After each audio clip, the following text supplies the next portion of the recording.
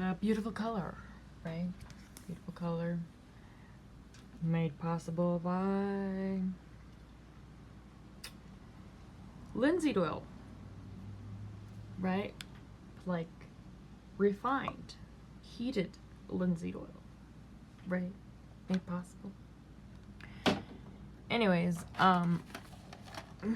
VHS, right? This is Aquaman, right? Now, these VHSs all have a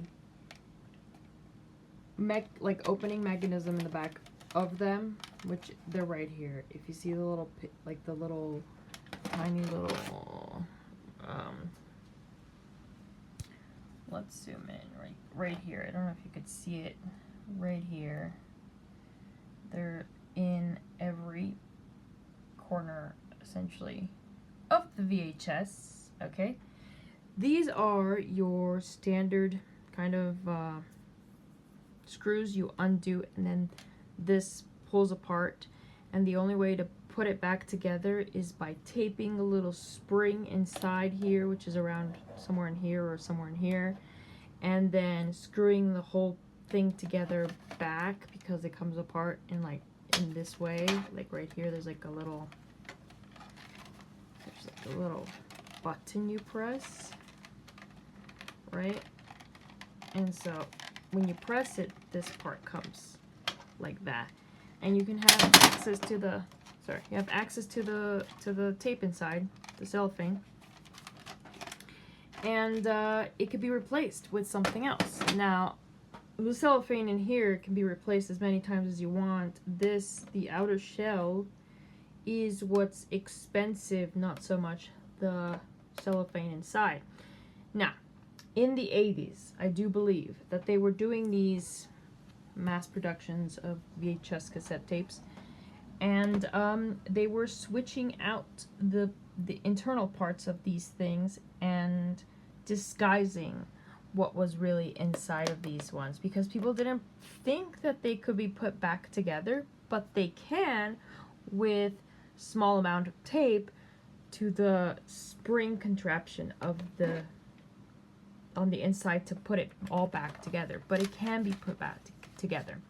Now, this is the problem. People believe like whatever's inside of here is really what's inside of here. No, some of these have children cartoons. This is why I never sold my Disney VHS cassette tapes. They say Aquaman, Bambi, whatever. They're children cassette tapes, but what's inside of here is not children content. This is why I emphasize that people, when you encounter these, don't throw them away, don't destroy them, because there might be some evidence that will hold up in court, okay? Because again, these also they hold in dust, so these have to be cleaned out, and like people usually just open up and then they kind of like blow into it to get the dust in, and it just shoves hairs and skin cells deeper into the contraption, into the device. And what happens is these become like evidence traps. Like you can figure out who owned these prior to this other person, where have they been, fingerprints. Like this right here is the best invention to capture serial killers, pretty much. Now in the 80s, that's how you were kind of pretty much doing it, is capturing these people that like to torture people in clinics, and it would all be videotaped. It will all be archived, so they would get off of it. So like if they had someone in the in the mental institute, they would have cameras, and hidden of course, and then they would video record the rape or the torture of said person, and they would have it in a vault somewhere in a trailer, off to nowhere land, where people would not suspect a thing. These were there.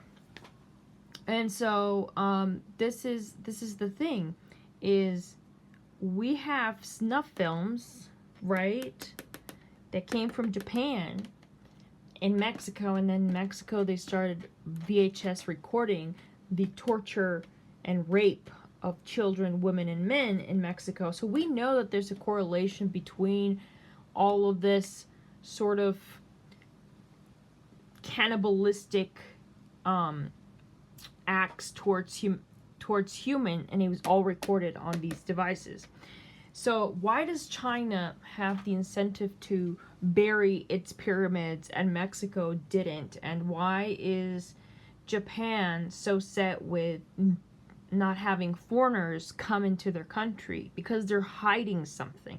They're hiding people they should not be hiding, and they're trying to mask what's behind the curtain, the horrible truths of what these countries are mass producing. Okay? And so slave labor, torture, cannibalism, all of these things are behind the curtain, where you don't get to see those parts of a country, but they're there. They're there for a reason. Now, Mexico is dangerous, right? And it's gonna become even more dangerous because the boundaries are being not protected properly.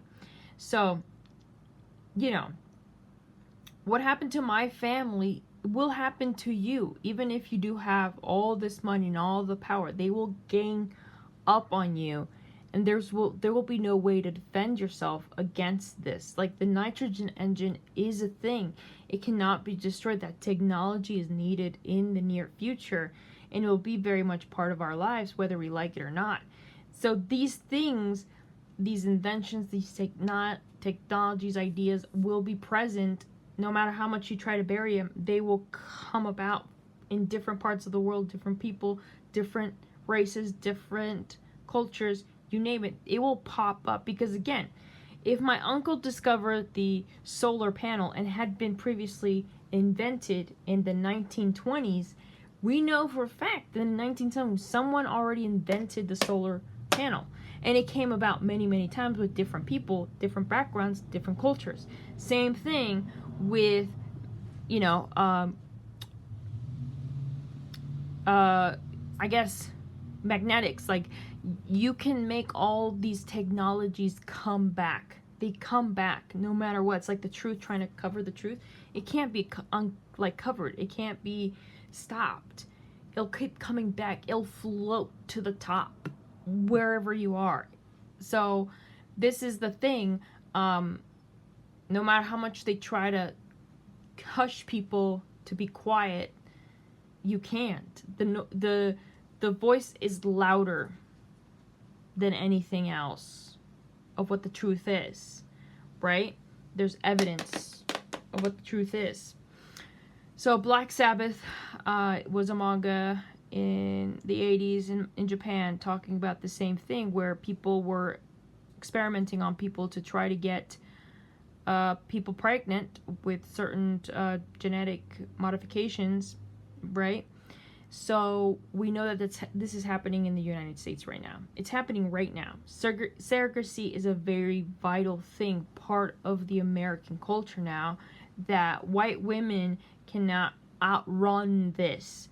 They will become surrogate mothers of these hybrid babies. There's no way you can possibly say it's not happening. It is going to happen and continues to happen. These clinics are set up to farm eggs of poor women. This is the reality we're faced with, okay? This is not some science fiction. This is real.